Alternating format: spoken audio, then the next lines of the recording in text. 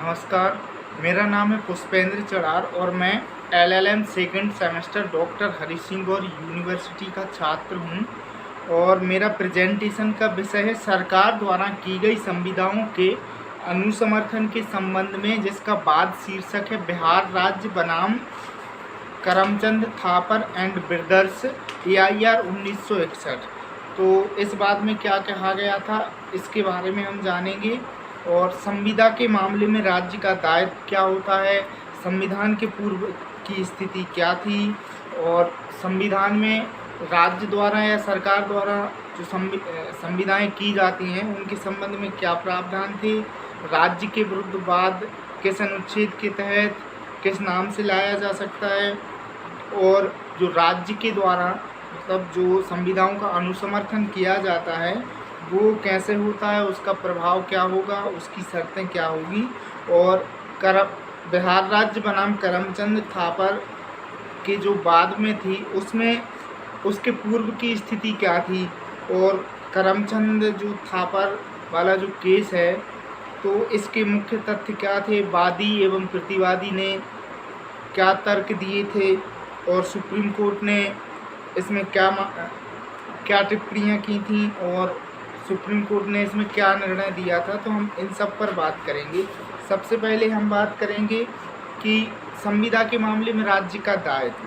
तो जैसा कि आपको मालूम ही है, जैसे कि एक सामान्य व्यक्ति संविदा करता है तो वैसे ही राज्य जो है वो अपनी कार्यपालिका शक्ति के विस्तार में, यानी कि केंद्र सरकार की ओर से राष्ट्रपति जो अनुच्छेद 53 के अंतर्गत जो उसकी कार्यपालिका शक्ति है उसके अंतर्गत, और राज्य में यानी कि राज्य सरकार जो है वो राज्यपाल के बिहाफ पर अनुच्छेद 154 के तहत संविदा कर सकती है। ठीक है। तो संविधान के पूर्व की स्थिति क्या थी? संविधान के पूर्व की स्थिति हमें पता चलती है, ईस्ट इंडिया कंपनी उस समय पे भारत में सत्ता में रहा करती थी। तो एक भारत सरकार अधिनियम यानी कि भारत शासन अधिनियम 1935 था। तो उसकी धारा 175 में राज्य के द्वारा की गई संविधाओं के संबंध में दायित्व के लिए प्रावधान किया गया था। और बाद में जब अपना भारत देश का संविधान बना तो अनुच्छेद 299 में जो राज्य की संविदा करने की शक्ति जोड़ी गई तो वो उसी अनुच्छेद के आधार पर जोड़ी गई थी। ठीक है। और जो अनुच्छेद 299 है तो संघ की और राज्य की कार्यपालिका शक्ति का जो प्रयोग करते हुए संविधान यथास्थिति राष्ट्रपति या राज्यपाल द्वारा की जाती हैं, या राष्ट्रपति या राज्यपाल के बिहाफ पर की जाती हैं, या राष्ट्रपति या राज्यपाल जो रीति करें मतलब अन्य व्यक्तियों के द्वारा की जाती है तो उसी रीति से की जाएगी। और एक बात है चतुर्भुज बनाम मोरेश्वर, इस बात में बोला गया था कि अनुच्छेद 299 एक के जो प्रावधान हैं वे सामान्य लोग को तथा सरकार को भी संविधाओं से संरक्षित करने के लिए बनाया गया है, और वे राज्य पर और अन्य व्यक्तियों पर जो सरकार से संविदा करते हैं उन पर बाध्यकारी होते हैं। और एक और केस आया था KP चौधरी बनाम मध्य प्रदेश राज्य 1967। इस बात में कहा गया कि सरकार और अन्य व्यक्ति के बीच यदि कोई विवक्षित संविदा नहीं हो सकती है, क्योंकि अनुच्छेद जो 299 है उसका प्रभावहीन हो जाएंगे, और वह व्यक्ति जिसने अनुच्छेद 299 में प्रावधानित रूप में जो संविदा है वो निष्पादित नहीं की गई है तो सरकार उसका विवक्षित अभी अनुसमर्थन करके उसका अनुसमर्थन कर सकती है। और सरकार की जो व्यापार करने की शक्ति है उसके बारे में प्रावधान अनुच्छेद 299 में किया गया है। व्यापार या कारोबार करने और किसी प्रयोजन के लिए संपत्ति का अर्जन करने, धारण करने, कोई संविदा करने की शक्ति प्रदान करता है। तो संघ और राज्य अपनी अपनी कार्यपालिका शक्ति के विस्तार में उसका प्रयोग कर सकेंगे। और अनुच्छेद 300 यह उपबंध करता है कि संविधान का अनुच्छेद 300 यह उपबंध करता है कि भारत सरकार के ऊपर यदि वाद लाना है या भारत सरकार वाद लाती है तो भारत संघ के नाम से वाद लाए गई, और यदि कोई अन्य मतलब सरकार, जैसे कि राज्य सरकार यदि कोई वाद लाती है या उसके विरुद्ध वाद लाया जाता है तो उस राज्य के नाम से वाद लाया जाएगा।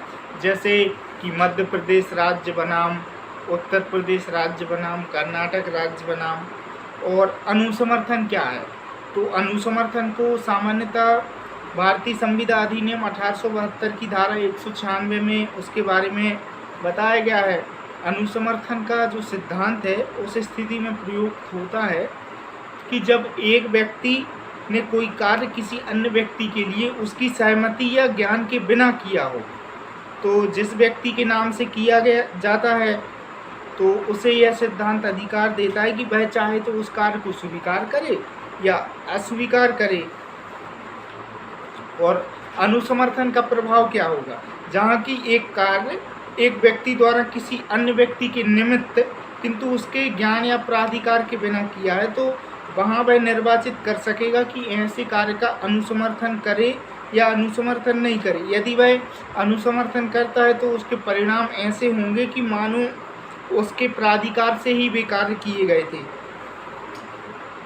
अनुसमर्थन कैसा हो सकेगा? अनुसमर्थन विवक्षित या संविदा द्वारा हो, विवक्षित या अभिव्यक्त हो सकेगा। तो विवक्षित क्या है?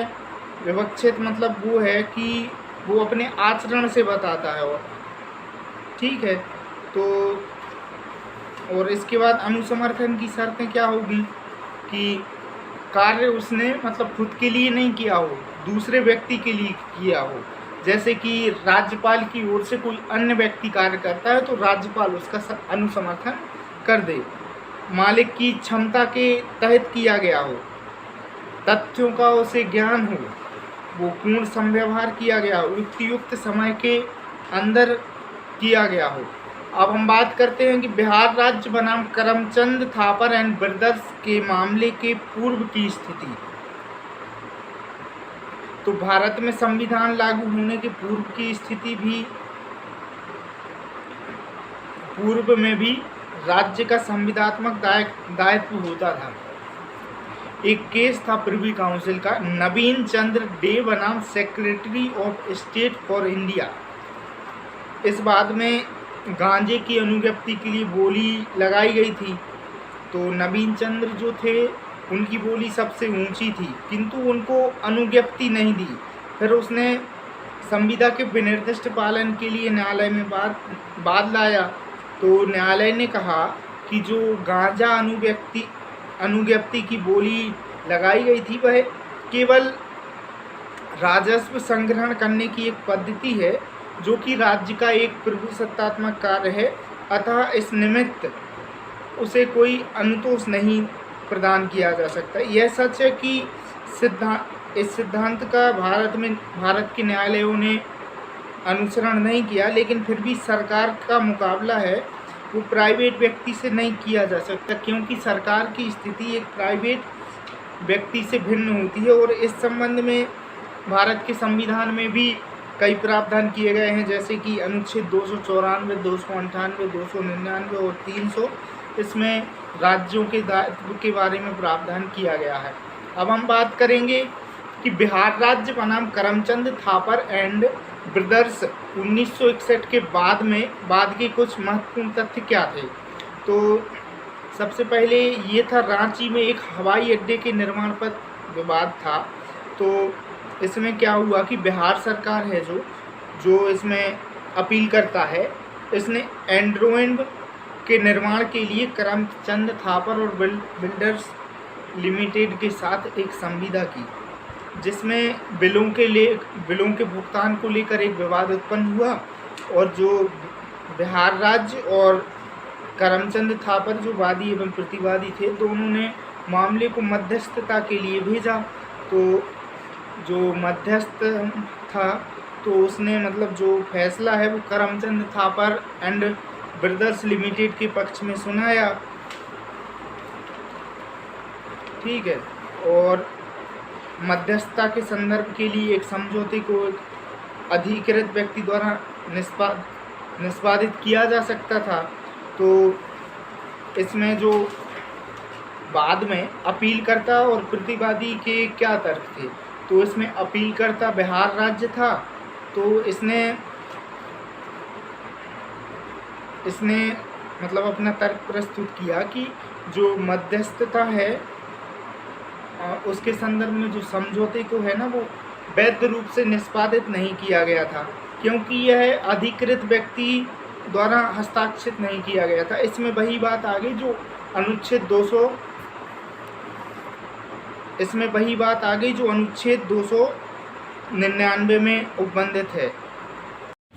इस बात में जो प्रतिवादी थे करमचंद थापर, उन्होंने अपने मतलब जो तर्क दिए, उन्होंने कहा कि मध्यस्थता के संदर्भ के लिए समझौते एक अधिकृत व्यक्ति द्वारा किए गए थे और मध्यस्थम के पास इस मामले में निर्णय देने का अधिकार क्षेत्र था, और जो मध्यस्थम के द्वारा जो निर्णय दिया गया था वो वो अनुबंध यानी कि संविदा के अनुरूप था। और इस मामले में सुप्रीम कोर्ट ने यह अभी निर्धारित किया कि अदालत ने माना, मतलब सुप्रीम कोर्ट ने माना कि मध्यस्थता के पास पूरा का पूरा अधिकार क्षेत्र था मामले में निर्णय देने का, और बिहार सरकार ने आपत्ति नहीं ली, इसीलिए उसको माना कि बिहार सरकार ने उस व्यक्ति को जो मध्यस्थम के लिए अधिकृत किया था कि भाई मध्यस्थम के द्वारा आपका निर्णय दिया जाएगा, और मध्यस्थम के पास अधिकार क्षेत्र था। और इसके साथ ही सुप्रीम कोर्ट ने करमचंद थापर के बाद में जो बिहार सरकार द्वारा अपील की गई थी उसको मतलब पैसे ना देने की, तो सुप्रीम कोर्ट ने माना कि